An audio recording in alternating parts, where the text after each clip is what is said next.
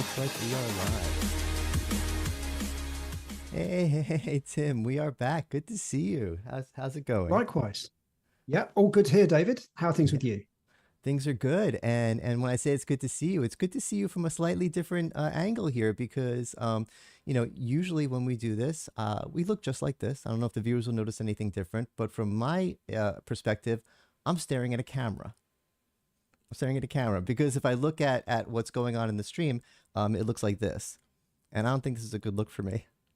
But today I'm looking at you like this. Before I explain that really quickly, I want to explain above our monitor, we have a new device there.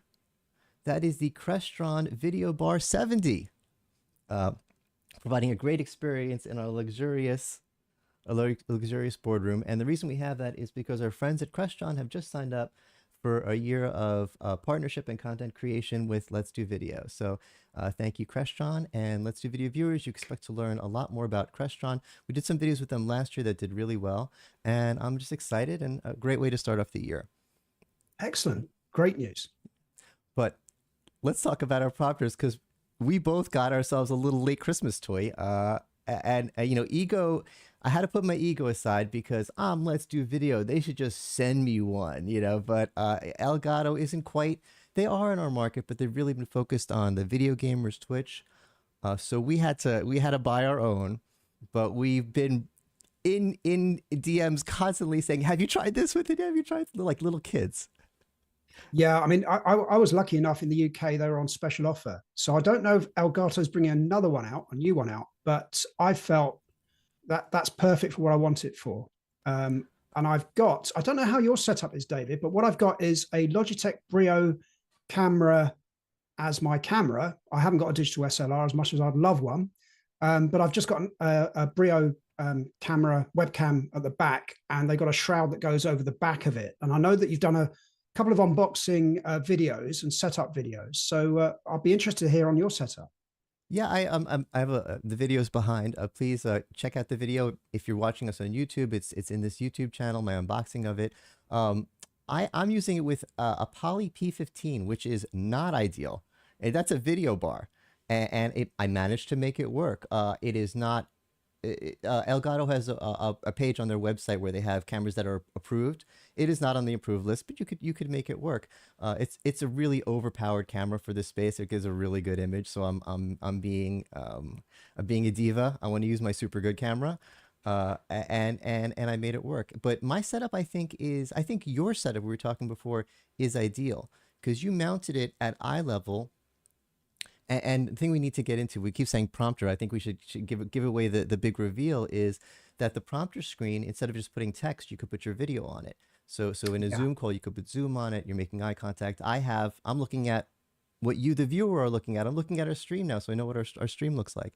But Tim has his mounted between his monitors or at eye level. So when he's having a meeting, he's just looking across and having a meeting, which I think is perfect. But it is flexible. Yeah. I have mine above my monitor because for reasons I need to have my camera there. So, but it works that way. But your setup, I think, is perfect. It works really well for me. It's at eye level. I'm lucky enough to have one of these stand-up desks. So every now and then I'll move it up and down, but it always means that the camera's at eye level. And I've got one of these Gorilla flexible tripods that mounts it perfectly for me. And I've got a monitor. I've got a panel on one side, a monitor on one, and one on the other. It sits in the middle. I've got one of the Elgato sort of key lights. That's got a hot tune mount on the actual frame itself. So it's ideal for me. And yeah, I'm delighted with it. It was a good purchase for me. I'm looking to see if I have the box for the key light. I wanted to show that off, but I must have put it in the other room. Yeah, they had a deal where they had a little mini battery powered light that mounts on top of it that came with it. So I'm excited about it. And Corsair is the company that owns Elgato. And I see them. They have a small booth sometimes at our events. They're looking into our space. They're known for other devices. I think memory cards and maybe keyboards or something. But every time I see them, I'm like, you guys are Elgato, aren't you? And they're like, yeah. And I'm like, come on, your tools are business tools. The Stream Deck. This isn't just for business streaming. This is for Excel. This is for Word. This is a business tool. They're like, we know. I'm like, you guys got to get into our space. But now I think with this prompter and people like us using it for Zoom and Teams calls, I think this is their step in. Yeah, so on my Teams calls, because you can have this overlay where you've got the display and you can change the opacity of the text. So at the moment, I've got some key talking points about our stream that's listed there. I've got the video facing me. So if I'm in a meeting and I want to bring up some key points, I've got that prompt there, which really helps me rather than me looking down at a notepad. Everyone gets a view of my bald head, which isn't a great look. So yeah, it just seems to work really well for me. And I wouldn't be at all surprised if there's more people that think, well, this will really help me personally, professionally. Okay, the reason I just made that whoa face is because I thought I was the power user, but you're using the power feature. I do one or the other. I either have a script on there, or I have like I have now. I have the video on there, but you could have the script overlaid on, and you're doing that, and you're doing it right now. That's what I'm doing. Yeah. So if okay. people could see, if I had a camera behind me, you'd see all of the talking points that we've got up there. It's overlaid. I'm sort of faded into the background. It just works so well for me. See, I don't have my talking points. That's why I'm saying and 100 times more than you do. Yeah, I've got to take out of my vocabulary. But it does make me wonder, David, whether or not the likes of Zoom and the likes of Microsoft and others, when you're presenting, why can't they have a software overlay that has got, transcription as you're presenting? It seems to me like a natural fit. It seems like a really good idea to add to UCAS, to UC Solutions. Shh, don't tell anyone, because if there isn't a Zoom app for that, you and I can develop one pretty easily. I've been looking at Zoom apps. The Zoom app marketplace. I've been talking to developers, and they're like, the Zoom app marketplace is really clean. It's really easy to just log in as a developer, and there's like a checklist of things you go through to develop your app. You put your code here. I've been playing with it. It's really cool. Yeah, we could definitely do an app for that. Time for another discussion. Yeah, good stuff. Speaking of Zoom, let's use our Zoom docs. We're big fans of Zoom docs to talk about our next topic, which is still on hardware. Logitech has some new hardware. Yeah. So what I really like at the moment is we've got the Logitech Spot. That's a big one for me. They've got this presence and environmental sensor.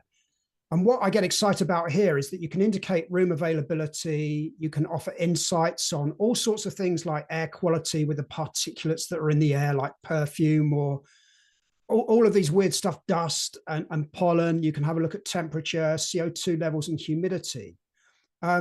What I like about it is it's battery powered for a start. So it uses D cells, I think, and you can put it on the wall. It's got a sticky pad on the back. You can have a DC feed in there if you want to, or wall mount it. But I think it's really interesting. It's available in the second half of this year.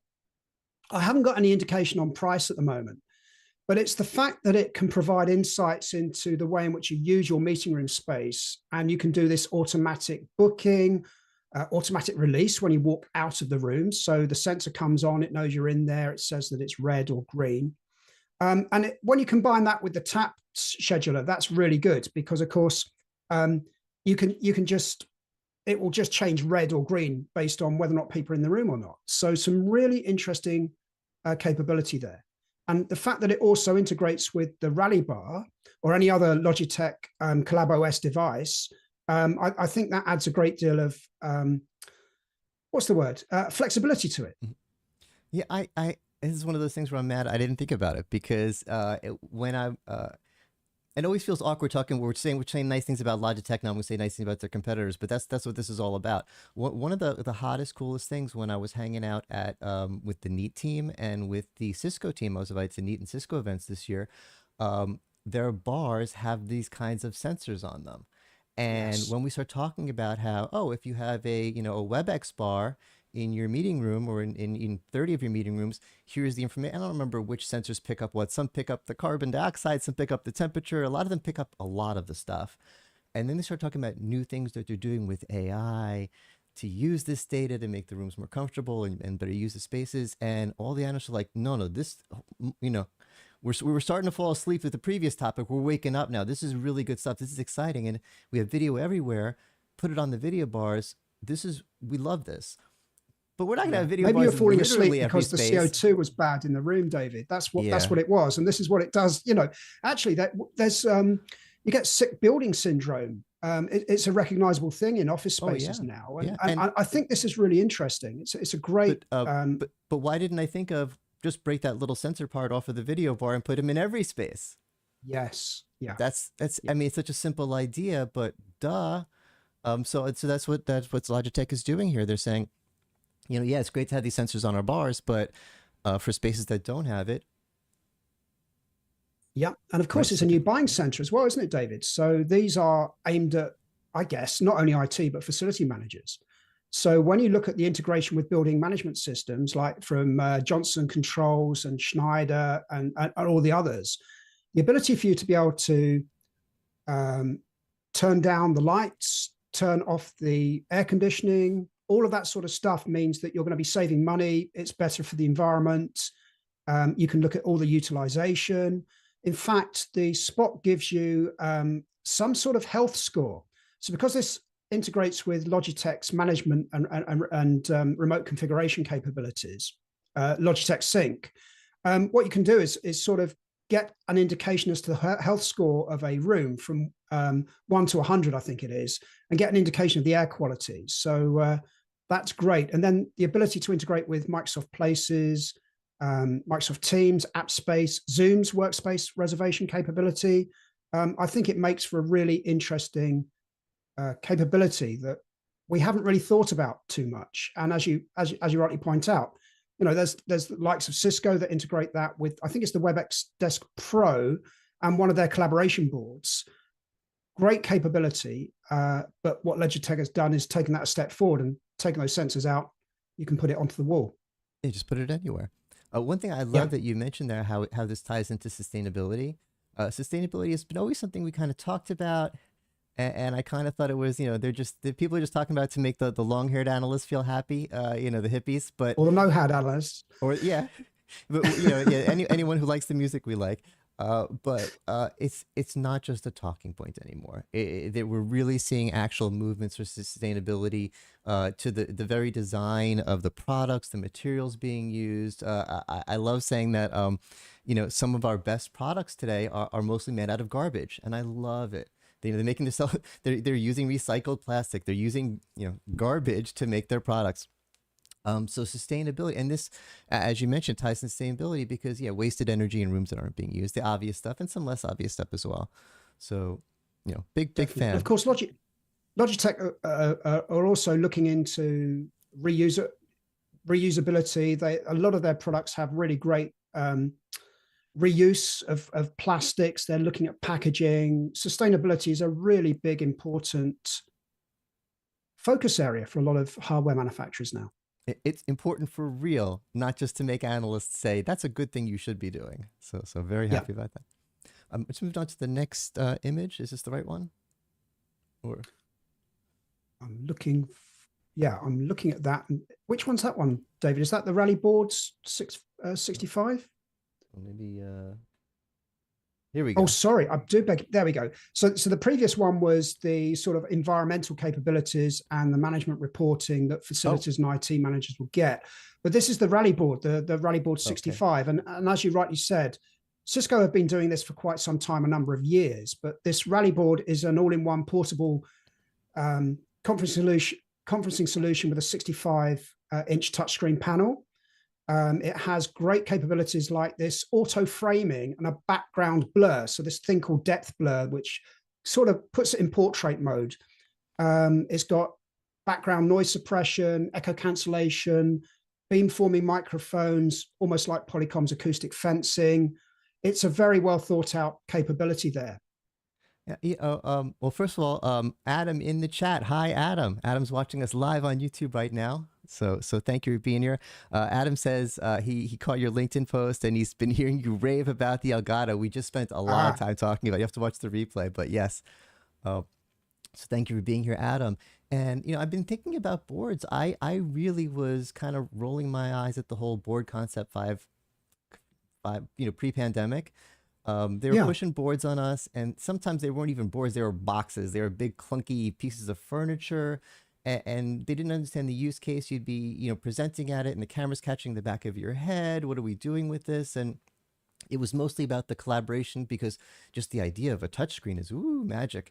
And how about the video? Yeah, yeah. There's a camera on it somewhere that does.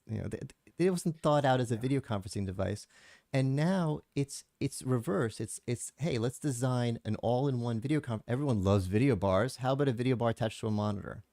How can Yeah. anyone say no to that? And then put all the Well, the thing wonderful that got me, collaboration David, stuff on it. What's not to like? yeah, well, the thing that got me was years ago, we started getting, or when I say we, I didn't, because I'm quite a cynical analyst, but everyone got sort of really into these digital collaboration boards. And it was a case of you pick up this stylus and look, and every demo seemed to be someone playing tic-tac-toe or noughts and crosses in the UK, if you're that way minded. And every demo, I saw CEOs walking on stage and they would just do things like circle things or play tic-tac-toe. And I thought, how much are we spending on this board to play tic-tac-toe? It didn't seem right. So Yeah. my understanding is that with Logitech, with this board, they haven't got the digital whiteboarding capability with a stylus. So they're focusing instead on the fact that you could put any collaborations, any space in your office can be a collaboration space. And with the acoustic fencing, the background blurring, the touch screen, and the fact that you can integrate with Teams, Zoom, Google Meet, bring your own meeting capability, for me, that sort of shows you how flexible this is. And perhaps they're not focusing so much on the digital whiteboarding capability. It took some time for manufacturers of these collaboration devices to realize that you're very limited. I'm very limited. I'm not a very good artist, but you're very limited in the ability to draw shapes. So what we saw then was in the next iteration were things like sticky notes coming out. So you could move sticky notes onto the collaboration board. Now, I Exactly. don't know how you feel, David, but I have a feeling that the likes of Zoom Docs, Notion, and all these asynchronous work tools that are available on the desktop, why would you want to go and buy an expensive collaboration board if you can work asynchronously or synchronously in the software environment? So I think Logitech's done that next step forward and thought, we don't need to offer all of this capability. This is exactly priced at a really good, attractive price point, available in May for around about $7,000, I think. Nice. Yeah, that's it ties in with what I think is the trend is what people are looking for in these devices are all-in-one video conferencing devices. Start with that, and collaboration. I mean, I'm sure you can bring up a Zoom doc on it and work with it. But yeah, I'm not being the next Picasso up there. Those demos were No. right. That wasn't the use case. No. I think the boards that support some drawing are useful. Jotting. There are things you could do with it, but it's just not the primary thing. You know what I mean? The primary thing No. is getting video up there and hopefully some apps and collaboration. And of course, the other problem is you've got a remote attendee.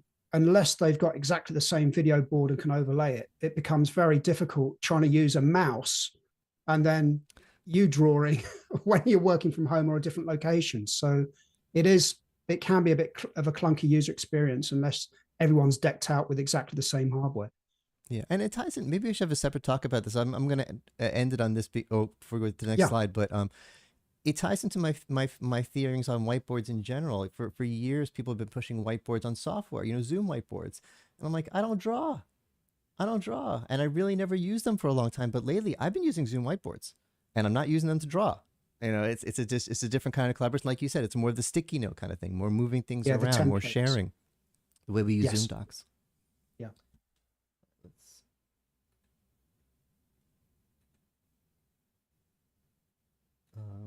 The next image.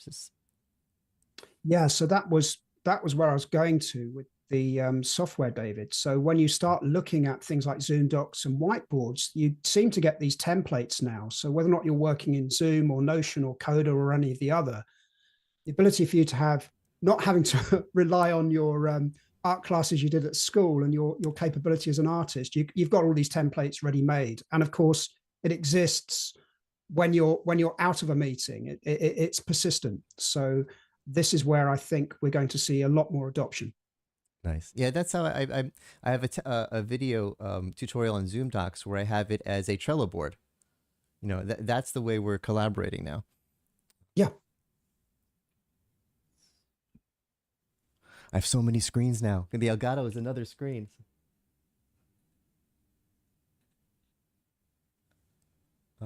And you shared this image?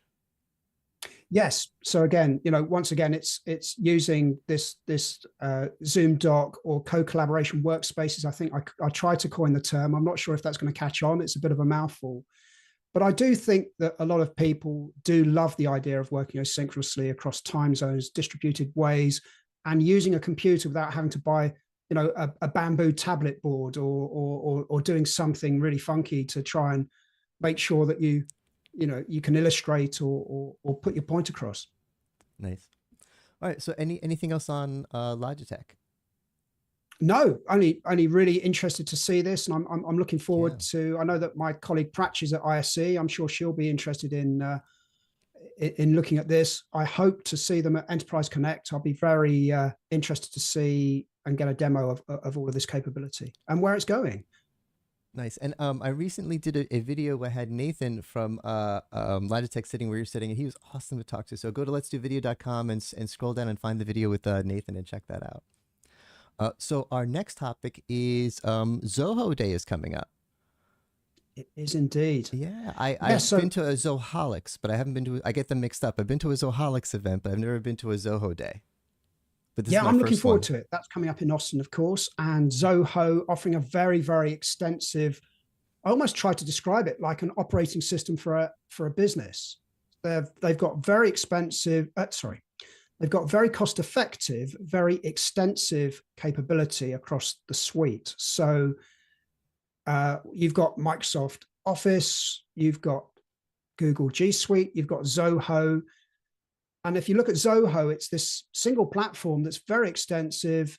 Not only can you do all the content capabilities on there, but it also offers UC capability, it offers CRM, contact center. So it really is a very interesting company to follow. Delighted to be invited to their event. They're doing some really interesting things, especially around Zia, which is their AI capability there, that they can integrate some of their BI and analytics engines inside Microsoft Teams, for example. There's a lot going on there, and I'm really looking forward to finding out what they've got in store for us. Yeah, I was surprised at Zoholics when I first started learning about Zoho. I knew they were a company in our space. A lot of companies in our space that do different things, but first I was knocked over by the breadth of their offerings. And they do everything. Yeah, they have like software. It's like, oh, I like how Zoom has this. Oh, they have one of those. I like how Microsoft has this. Oh, they have one of those. I like how Cisco has this. They have one. Anything you could think of in software, they have an app for it. It's unbelievable. And you think, oh, okay, so they're working quickly and they have something that does. No, they're all good. None of them are None of them are like, we shouldn't take a good look at that one. They're all ready for prime time.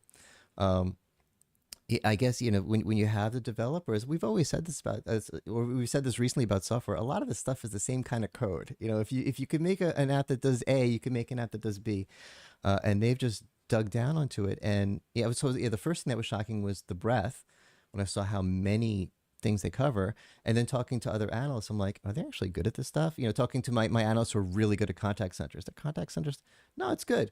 Talking to my analyst friends who are really good at voice. Is their phone? Yeah, it's really good. So I was kind of blown away at Zoholics, and since then I've been following and keeping up with them, and they're pushing forward. So Zoho Day is going to be it's going to be good.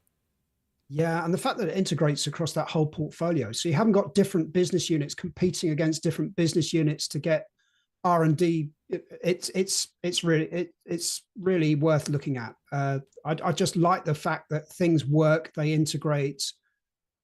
It's a single platform essentially, and an operating system for enterprises. So I think what happens is people buy it for a certain capability. They realize it's very cost effective to add and add and add and add, and before you know it, you've got this whole platform that is really well integrated and very dynamic, used extensively across the whole business.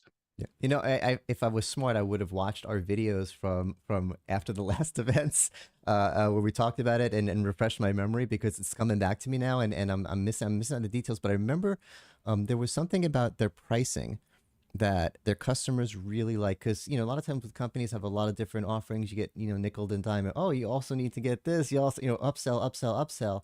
And I don't remember exactly how they work it, but I remember that their customers are like, yeah, it's a relief. They don't do that to us.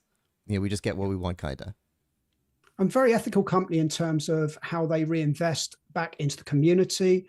They're very focused on the areas where they have headquarters. So they purposely look for cities around the globe where they can develop, it's cost effective, where they can train people. So it's well worth diving into the company, not only for the product, but also the ethos and the culture. Isn't it crazy that there are some companies that you can't afford to work for because you can't afford to live there? you know, Exactly. Yeah. if I got a job at some companies, I would have to say it has to be remote because I can't afford to live there. Yeah. I'm But just Zoho sort of actually thinking how much thinks it costs about in that. Silicon Valley. Yeah. Yeah. Hmm. Exactly. Yeah. So, anything else on Zoho?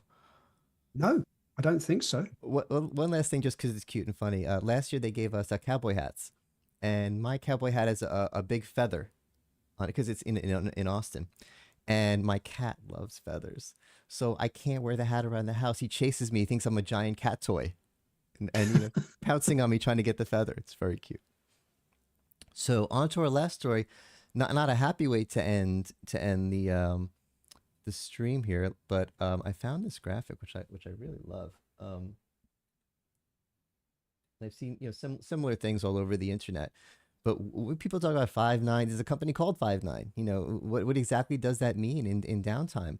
And it means 5 minutes of downtime a year.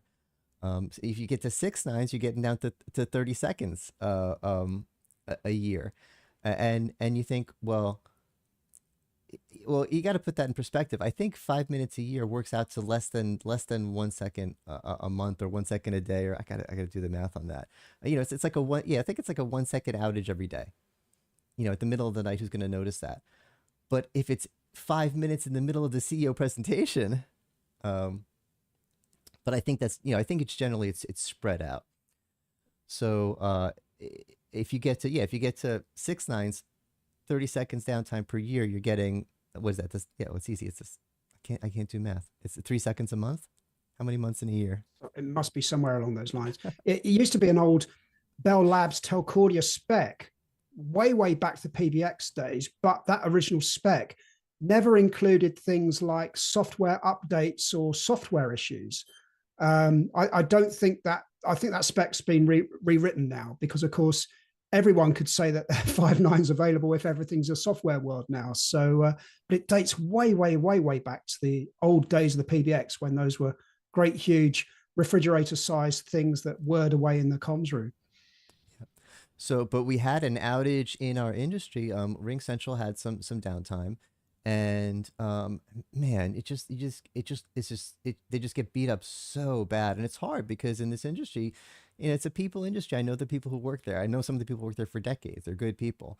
I hate to see bad stuff, but yeah, there was the way the news is, they don't just say, oh, here's the downtime. They go to a clinic, and there's a reporter talking to a clinic, and there's a guy sitting by an MRI machine saying, "Oh, we're trying to get 1,000 appointments in, and the phones aren't working." It's like, oh my god, all right, we get it. But on the other hand, that is the reality of it. If you're a small business and you're signing up for the service, you really, you expect hiccups now and then, but you don't expect an outage like this. You think, oh, they got to have backups. Um, Yeah. I think also, to be fair, it's not as if Microsoft Teams, WebEx, and others haven't had their outages. And also, I know looking at the news stories, great to go to a clinic, say all these sorts of things. But then there's part of me that thinks that most of these UCaaS services do have a survivable mode. So if you lose connectivity to the internet, you can still make PSTN calls and have telephony features if you use this survivable mode. So there's a survivable branch gateway. There's the survivable appliance with Microsoft Teams. RingCentral has got RingCentral Persist. and that works with an audio code gateway. So if you do lose connectivity with the internet, you can still make PSTN calls. Now, Oh. my thoughts are that many small businesses think, well, we don't need the added expense of that because the internet never goes Oh. down. It's really reliable. So we'll take a punt, we'll save whatever it costs. And that is where people start running into difficulties. But of course, if you're looking at something like a clinic, which is vitally important, maybe they're going to revisit getting a RingCentral Persist gateway in there, because that's what I would do if I was looking for mission critical voice.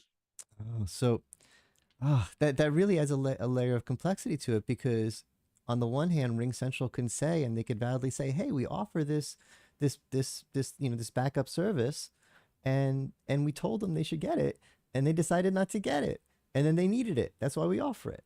And that's real and that's fair. But on the other hand, that's the first time I've heard about this in all the nasty LinkedIn posts that I've been seeing. And yeah, I've been seeing LinkedIn posts by competitors saying, hey, you all heard about it. If you want something reliable, why don't you call me? Oof. That's really rough. Yeah, well, what, David? Anything can be made reliable or unreliable based on the infrastructure. I mean, you could just turn around and say, we're not going to put quality of service on our network, so we don't prioritize voice and video over people surfing the net, and then watch the chaos unfold. So there's all sorts of things you can do unwisely. So don't compromise on cost if you need to have something that's mission critical. Yeah. Or maybe it should be the other way around. Maybe the vendors have to say, okay, we're not offering that as an option anymore. It's part of the service when raising our prices, because everyone needs to have it. Because if you choose not to get it and the service goes down, you blame us. Yeah. And it's not our fault. So maybe they should just include that, but it's hard to force your customers to buy something that they don't want, even if they need it. That's right. Another thing it reminds me, the show Futurama. I've always loved the show Futurama. It's I love that. Yeah, it turns out the writers, a lot of them went to Harvard, like Harvard physicists. It's like the most educated writing team for any cartoon ever. So there's a lot of science in a lot of their episodes. But there was one throwaway joke, kind of. They had a big oil tanker, it was a space oil tanker. And oil tankers, they had double hulls, and they were thinking of adding triple hulls. So this is in the future. It had whatever it was, 600 hulls, 600 layer hull. And of course, it hit a space iceberg or something, and it crashed. And if someone said, "Oh, if we only had 601 layers of hull," so when you were talking about how there's always another backup,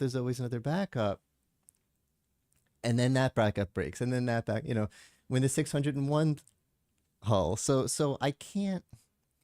When I heard about this outage, I wasn't like, "Aha, they should have had a backup." I'm like, yeah, I don't blame them. I always think when you look at aircrafts, that aircraft flying on an aircraft is really, really safe as a passenger. When you look at all the different other modes of transport, you could make it even safer by giving everyone a parachute. But it's like the cost is going to outweigh the actual risk. The sort of the likelihood of it, you needing a parachute and jumping from 30,000 feet it's not worth it. What I want to do is to have the aircraft made of the same material as the black box recorder, because they seem to find that after every sort of disaster. But, you've got to trade off somewhere. I think this is going to be one of those cases where people think, yeah, I need a survivable gateway. Yeah. It you just can't have this happen again. All right. So anything else before we wrap it up for the next 2 weeks? No, I think that's great. I'm really looking forward to seeing how environmental sensors and AI sort of help us in our office. And if we do have to go into the office, David's flying across the pond. Great. So David comes to see Tim in London. We get desks together. We're working on a project where we need to record something. It automatically reserves the meeting room for us. Environmental sensors make sure that everything's all fine in the room. The way in which this industry is moving towards providing great environmental and workplace solutions, I think, is fantastic. So I'm really looking into this space and how UC sort of integrates with smart buildings. I think that's going to be the next big leap forward. Yeah, and it's right to get excited about it, because 10 years ago we were putting out all these videos on the Internet of Things. and it was what the Yeah. future was going to look like in 10 years. And it turns out all that stuff was pretty much on spot. And it actually is happening, and it's as cool as we thought it was going to be, and now it's real. So, all right, I think I'm going to Zoho before our next show. Is that right? Is it within the next 2 weeks? It feels like it's coming up very quickly. It's coming up really quickly. That may be the case. Yeah. Oh, maybe you're there, right? I am. Yes. Yay! Okay. Oh, maybe we could figure out something mobile and go live from there or something. That'd be cool. I'll look into it. All right. Thank you everyone for watching. Thank you again, Tim, for being here. This is probably a long one because we had a lot of fun. Was it? Yeah, it's fine. We had fun. All right. See you all in 2 weeks.